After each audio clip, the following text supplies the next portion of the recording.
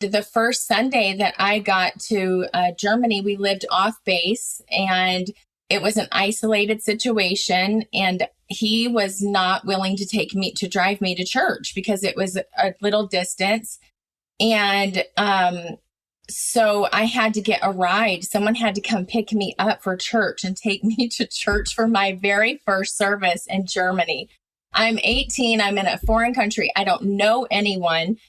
And this was at a point where he was working 9 days on, 16-hour shifts, 9 days on, 3 days off. And so thankfully we had assistant pastor and wife who picked me up and brought me to church. And I did that and they picked me up and dropped me off every single service for 4 months. And I remember at one point, one service I was there and I raised my hands and I felt completely alone. I felt isolated. I felt like this is not what I signed up for. I am not going to walk in the steps of my mother. So if I learned anything that my mother taught me through all of the things was I have nothing to lose in this situation. I'm going home and I'm telling this man, either get his act together or I'm out of here. And so I got there and I'll never forget. Before you, if you don't mind, can I dive into that just a little bit more? Because that's what I was feeling when you were talking about 4 months of, having to have somebody bring you to church. You didn't know anybody. Your first flight, you're headed to Germany after you're married. I just heard loneliness in your voice, and just speak to that just a second, and then you can continue on. But just speak to the loneliness that you felt in that moment. You were married, shouldn't be lonely at this point, but yet you were. Yeah.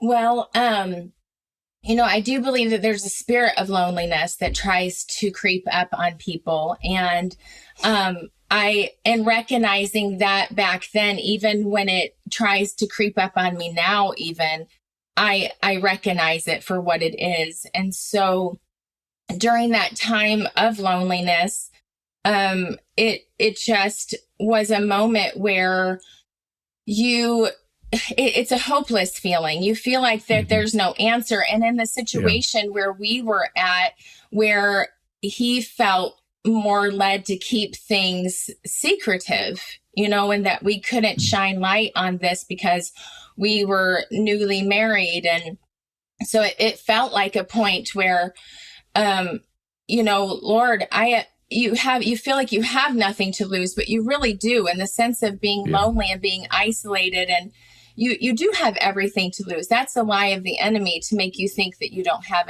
anything to lose or anything worth fighting for. Yeah. And so even in your marriage, even in your interactions, even in that, you kind of, I'm hearing loneliness as well. I mean, he wants to sweep things under the rug and not tell people and not, and so even in that, it was kind of different. It was a different way of life for you. And so even when he's home those 3 days, there's a sense of loneliness. You've got a person present with you, but not really there with you emotionally. Yeah. So I think you just kind of go through the motions, right? Until something breaks. Mm-hmm. And at the moment of I wouldn't say that at that point in my life that I felt like that the Lord told me to go home and give him an ultimatum, for sure. But I watched how my mother lived, and I guess in hindsight now, I think I hoped that he loved me enough if I said, listen, you are more than what you are pretending to be. And I think he just needed someone to believe in him. I think he needed someone to say, I believe in you. I value you. I need you. And I think as wives, sometimes even I'm getting off on something else. But I think a lot of times we do our husbands a disjustice by not thinking that if we verbally value them and honor them in the things that we say, you are valuable, you are, we need you. I need you to be what you were called to be for this family, that's all they need to hear sometimes. And then they're able to just step right into the order of what God called them to be. And with Charles, I think he just needed to understand that he was better than the decision that he made. However, running from the Lord and joining the military, although it was him running from God, and him feeling like that was something that was sabotaging his ministry. So he just might as well just be, start drinking and swearing and punching holes in walls. That wasn't what God was calling him to do. And it really wasn't a detour, but it was really God's full plan. It's like, this mess will not define you, it will perfect you, kind of thing. Mm-hmm. Right. And so God just used that running experience to run us right into his perfect will. Yeah. Charles, any thoughts from your perspective on the loneliness that she was feeling and the struggle in that season? And everybody sees you from now, where you're out front and doing crusades. You have a tremendous podcast, which, by the way, people need to check out your podcast, Apostolic Mentoring, tremendous podcast. They see the outward Charles Robinette right now, but deep inside, and even today, but especially back then, needing that acceptance and that, that validation. And I'm not even sure exactly what I want to ask you here, but can you just speak to that just a bit? Yeah.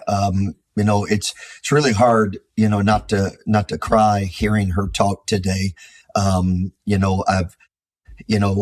Obviously this was a long time, 31 years ago, when we went through all of this, but I do remember,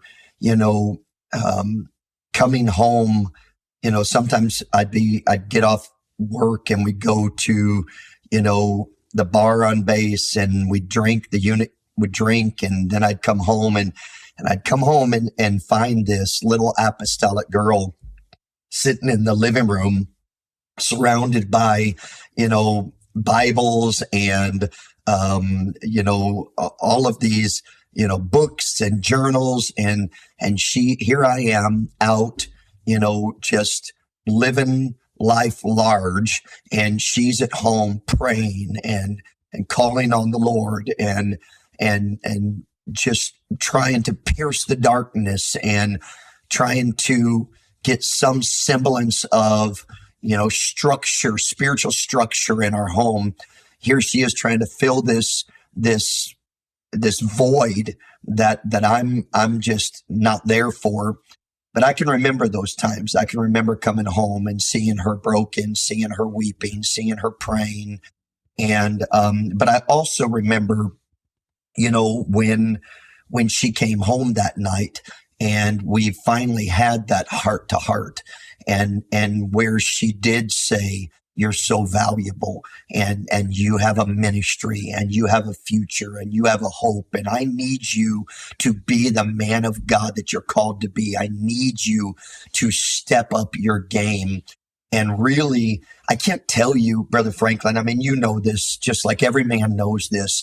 There is nothing that is more precious, valuable, and launching than the words of a wife when she affirms you, validates you, appreciates you, speaks those precious words into your spiritual system. I grew up not hearing that kind of stuff. I didn't hear "you're awesome, you're great, you're valuable, you got," I didn't hear those words. And to have a godly, righteous, holiness loving, praying woman put her arms around me and hold me close and say, "You're going to make it. You are valuable," was like the balm of Gilead, bro. It was like, it was so just, and even to this day, Well, I was going to say, even to this day, yeah, that's valuable to you, right? Oh, it's just now that you've created a rhythm of receiving that from one another. Yeah. Well, I think